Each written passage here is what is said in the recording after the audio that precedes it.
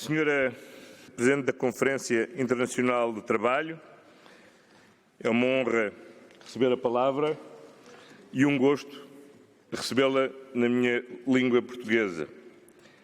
Senhor Diretor-Geral da Organização Internacional do Trabalho, senhoras e senhores delegados, senhoras e senhores, permitam-me que comece a fazer uma saudação especial aos parceiros sociais portugueses aqui presentes, cujo trabalho conjunto agradeço e cuja presença aqui reconheço. Saúdo todas e todos os participantes nesta conferência tão especial da Organização Internacional do Trabalho, que este ano comemora o seu 100º aniversário. Ao longo destes 100 anos, é incontestável a influência da OIT tem exercido no plano internacional, na evolução legislativa, na adoção de políticas sociais em favor da promoção do emprego, da garantia dos direitos no trabalho, da extensão da proteção social, do desenvolvimento do diálogo social e da promoção da igualdade de género. Esse mérito é por todos reconhecido, como prova a atribuição, em 1969, há 50 anos atrás, do Prémio Nobel da Paz a esta organização internacional. Os fundamentos e princípios da Constituição da OIT assumem um profundo e significado político e definem a sua matriz ideológica. A sua estrutura tripartida, juntando governos, representantes dos trabalhadores e dos empregadores, não tem paralelo em nenhuma outra organização internacional. Nas últimas décadas e em todo o mundo, as exigências da globalização, associadas ao progresso tecnológico acelerado, implicaram mudanças profundas nas lógicas produtivas e organizacionais e levantam desafios complexos para o mundo do trabalho. Num repto lançado pela Organização Internacional do Trabalho, temos ao longo dos últimos meses participado num debate sobre o futuro do trabalho. Várias visões têm sido apresentadas, umas anunciando a destruição de milhões de empregos, outras asseverando que a criação de novos empregos acompanharia a destruição de empregos antigos e permitiria até a sua qualificação. Mas todos, seguramente, não podemos deixar de ter consciência que, em qualquer dos casos, nem há correspondência direta entre emprego criado e emprego destruído, e menos ainda, os novos trabalhadores serão simplesmente os antigos trabalhadores tranquilamente reconvertidos. O que é certo é que a consciência do desafio é essencial, porque o trabalho continuará a ser um fator preponderante na organização da vida coletiva e o seu futuro dependerá da vontade humana e das escolhas coletivas. E para escolher é preciso começarmos por ter a noção de qual é a realidade e as opções que se nos apresentam. Mais do que nunca, o diálogo social e o tripartismo, que está no coração da agenda da OIT para o trabalho digno, desempenha um papel essencial para traduzir desenvolvimento económico em progresso social, para alcançar consensos alargados sobre políticas nacionais e internacionais e para promover a regulação laboral eficiente em cada país, em cada setor e em cada empresa. Mais do que resistir à mudança, importa, pois, moldá-la, enquadrá-la, condicioná-la àquela que for a visão coletiva do futuro do trabalho e do trabalho do futuro. Se é certo que as economias enfrentam hoje desafios globais de enorme complexidade, também é verdade que a inovação e as qualificações constituem os principais trunfos para a sua superação, potenciando as oportunidades da criação de emprego mais qualificado, mais estável, mais motivador, como sucedeu, aliás, em todos os grandes momentos de transição de paradigma económico. A revolução tecnológica e digital está a redesenhar os mercados de trabalho. A natureza do trabalho, a forma de trabalhar, o local do trabalho, a organização do tempo de trabalho, exigindo uma alteração das competências profissionais dos trabalhadores e uma nova capacidade para inovar. E porque estes desafios não são apenas locais ou nacionais, impõe-se a necessidade da governação à escala internacional. Neste âmbito, é de saudar e incontornável referência ao relatório Trabalhar para um Futuro Melhor da Comissão Mundial sobre o Futuro do Trabalho, lançado precisamente por ocasião deste centenário pela OIT. Este relatório é um documento disruptivo e responsável. Disruptivo porque não se limita a identificar os riscos, procurando encontrar respostas para os desafios do futuro. E responsável porque aponta uma agenda ambiciosa de compromissos de responsabilidade tripartida. Ao enfatizar o conceito do trabalho digno, a OIT coloca as pessoas no centro desta agenda. Como e bem refere o relatório, este é o momento de melhorar a qualidade do trabalho e de aumentar o investimento nas pessoas, promovendo a educação e a formação e garantindo o direito universal à aprendizagem ao longo da vida. Esta é, provavelmente, a maior revolução que esta transformação tecnológica vai exigir. Este é também o momento de expandir as oportunidades de escolha, de fechar o gap de género, de combater a pobreza e de reduzir as desigualdades, assegurando uma proteção social mais inclusiva do nascimento à velhice. E como também refere o relatório, importa preservar a relação indissociável entre o mercado de trabalho e a proteção social, sendo imperativo reforçar e reinventar a ligação entre direitos e deveres na relação laboral e na proteção social. Este é também o momento de refletir sobre a necessidade de alargar o controle que cada um de nós tem sobre o tempo da sua própria vida, garantindo equilíbrios justos e sustentáveis entre trabalho e vida pessoal e entre quem tem e quem não tem trabalho. Esta é uma discussão não apenas para o dia de hoje, ou sequer para os próximos meses ou anos. É um objetivo de longo prazo, de civilização, mas é um objetivo imprescindível. Atualmente, as pressões para prolongar a jornada efetiva de trabalho são muito fortes e em alguns setores. A tecnologia tende a permear e a invadir os nossos períodos de descanso. De alguma forma, a tecnologia transporta o trabalho connosco quando regressamos a casa. A estas pressões temos de resistir com a velha sabedoria de que a tecnologia deve servir a sociedade e ajudar as pessoas a trabalhar melhor, mas, sobretudo, ajudar todos nós a vivermos melhor. Por outro lado, naquilo que a OIT propõe neste relatório como sendo a refundação do contrato social, é fundamental a renovação das instituições que governam o mercado de trabalho. Só com a ação comprometida dos governos, das organizações representativas dos trabalhadores e dos empregadores, será possível assegurar, contra todos os riscos, o pleno emprego e garantir o trabalho digno, com direitos, com salários justos e a gerar mais valor para o conjunto da economia. Este é mesmo um desafio global que temos que enfrentar em cada um dos nossos países, mas também em cada uma das regiões e à escala internacional.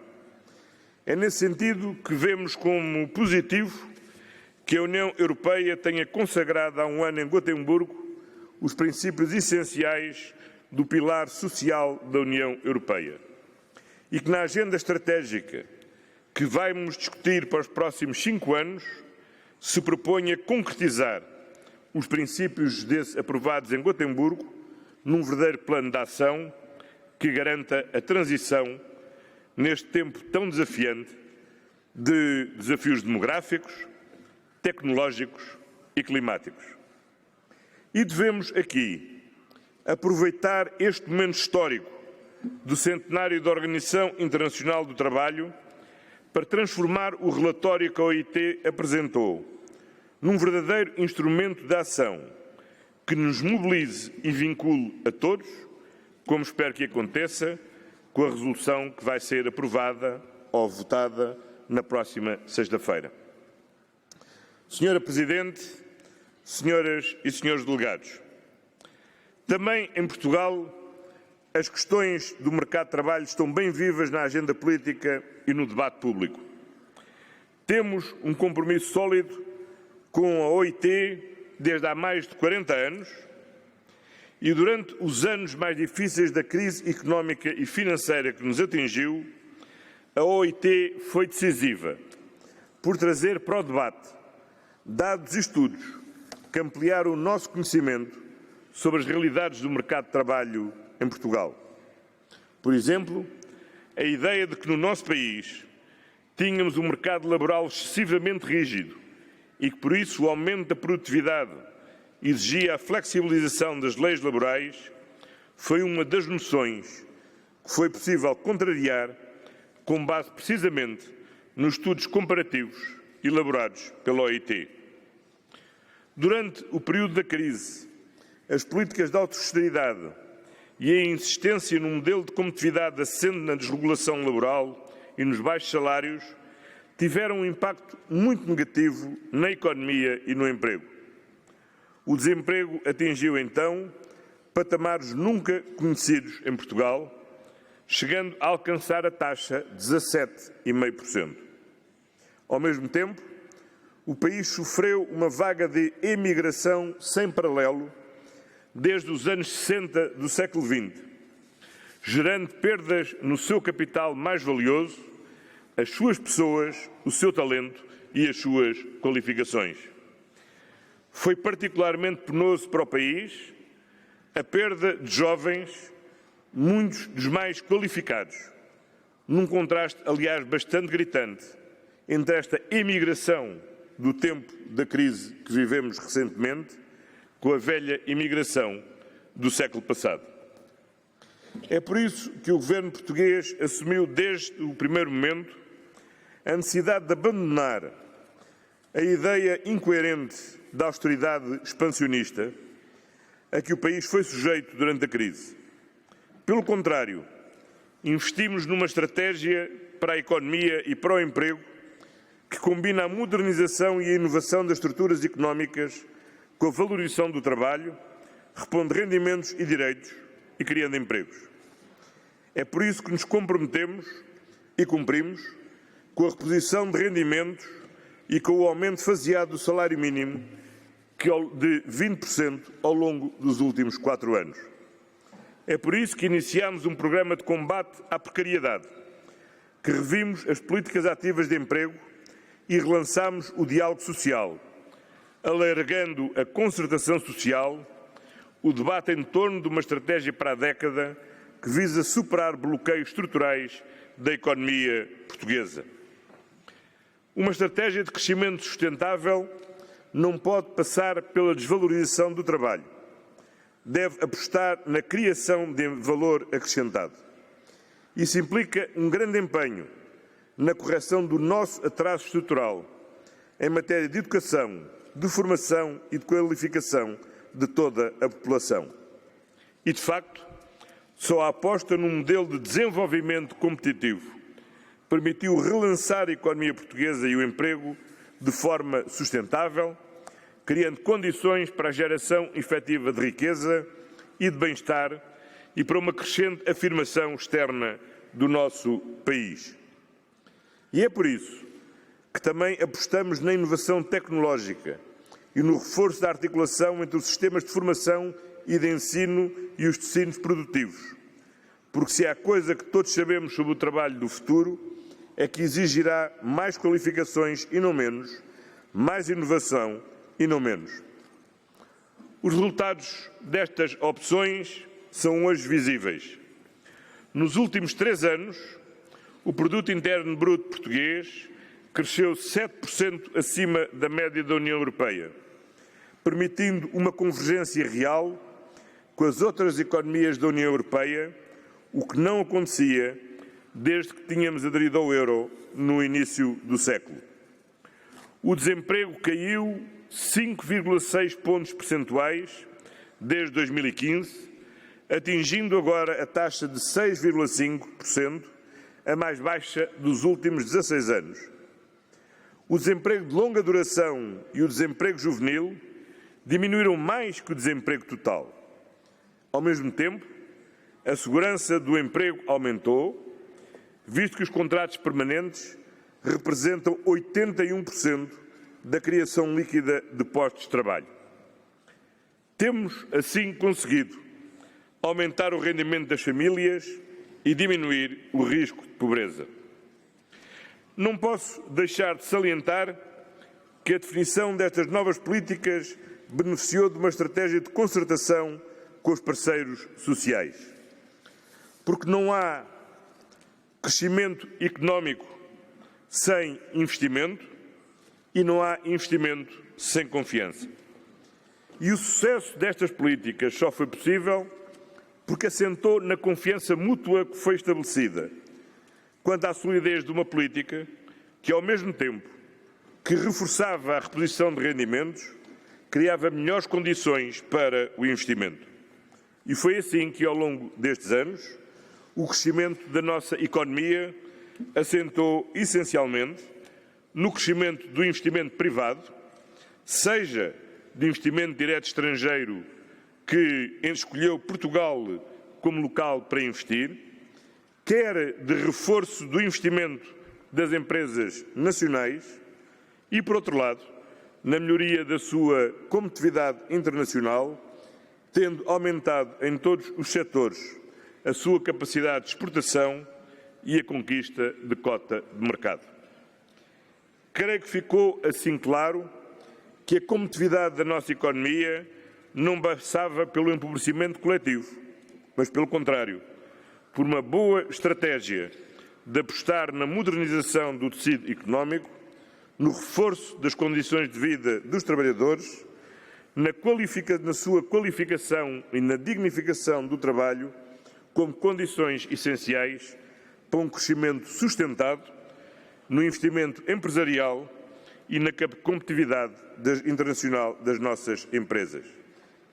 É este o caminho que queremos prosseguir, incorporando mudanças nos modos de organizar os processos produtivos e potenciando a competitividade das empresas, através da continuação do investimento em infraestruturas tecnológicas, em novos processos de gestão, na ciência e na qualificação dos recursos humanos. Mas sem perder de vista a defesa da dignidade do trabalho, do diálogo social e da negociação coletiva, ou o quadro de direitos e deveres para com o Estado Social.